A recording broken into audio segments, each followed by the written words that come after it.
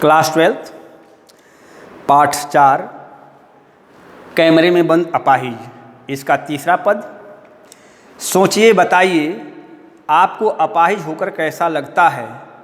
कैसा यानी कैसा लगता है, हम खुद इशारे से बताएंगे कि क्या ऐसा। सोचिए बताइए, थोड़ी कोशिश करिए, यह अवसर खो देंगे। आप जानते हैं कि कार्यक्रम रोचक बनाने के वास्ते हम पूछ पूछ कर उनको रुला देंगे। इंतज़ार करते हैं, आप भी उसके रो पड़ने का करते हैं।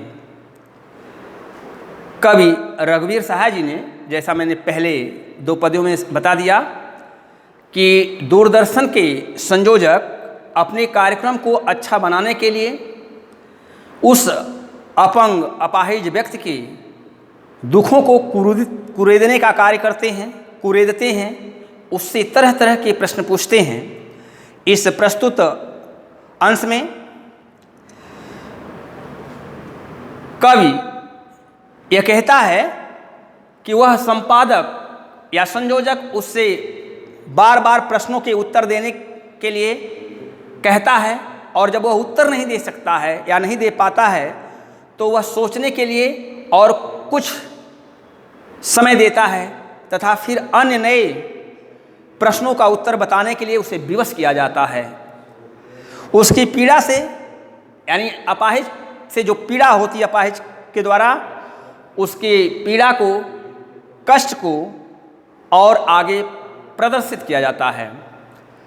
कहता है संपादक संयोजक उस अपाहिज व्यक्ति से कि आप सोच करके, इंटरव्यू लेते समय सोच करके कहता है कि मेरे प्रश्नों का आप उत्तर दीजिए। सोचिए बताइए आपको अपाहिज होकर कैसा लगता है।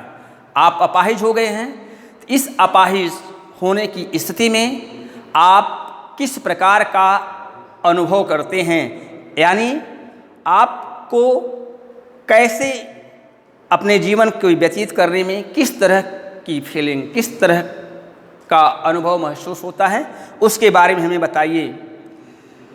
अगर वह नहीं बोलता है तो वह फिर उनसे कहता है, पूछता है कि उस अपाहिज के संवेदनशील भावों को चोट पहुंचाते हुए वह कहता है कि आपका अपाहिज जीवन जिसे आप व्यतीत कर रहे हैं, आप कैसा महसूस करते हैं, उसके बारे में आप क्या विचार रखना चाहते हैं, बताइए, कहिए।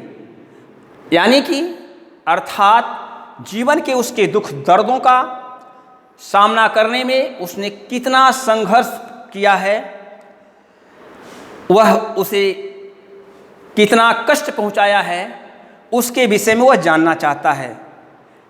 कार्यक्रम प्रस्तुत करने वाले फिर उससे कहते हैं, हम खुद इशारे से बताएंगे कि ऐसा।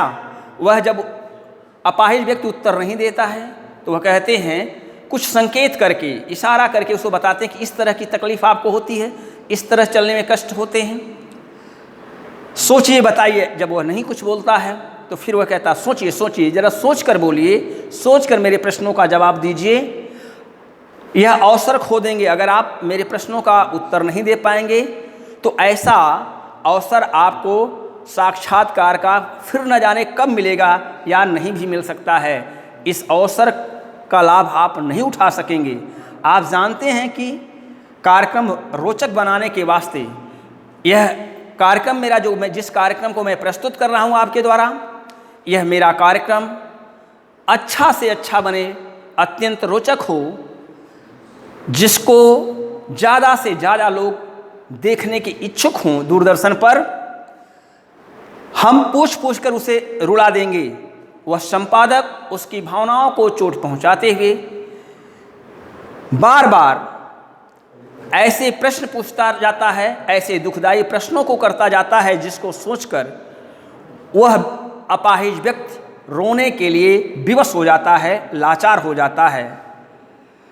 कार्यक्रम प्रस्तुत करने का मुख्य उद्देश्य, जबकि प्रस्तुतकर्ता यानी संपादक संयोजक का मुख्य कार्य है कि हमारा यह कार्यक्रम बहुत अच्छा जाए, जिसको देखने वाले लोगों की संख्या ज़्यादा हो, इस उद्देश्य से वह उस अपाहिज व्यक्ति के दुख पीड़ा कष्ट को नहीं समझता, उसके संवेदनशील भाव को नहीं समझता, बल्कि संवेदनहीन बनकर हम पूछ पूछ कर उसको रुला देंगे, इंतजार करते हैं, आप भी उसको रो पड़ने का करते हैं।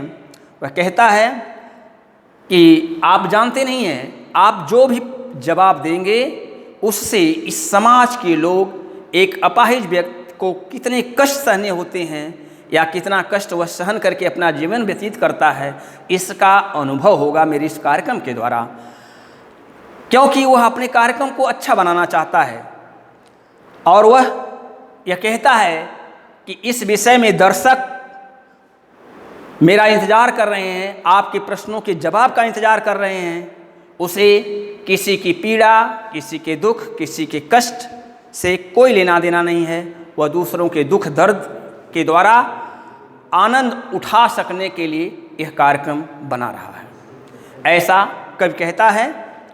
इस तीसरे पद्यांश का काव्य सौंदर्य में पहला काव्यगत सौंदर्य भाषा सरस, सरल और प्रभावपूर्ण है।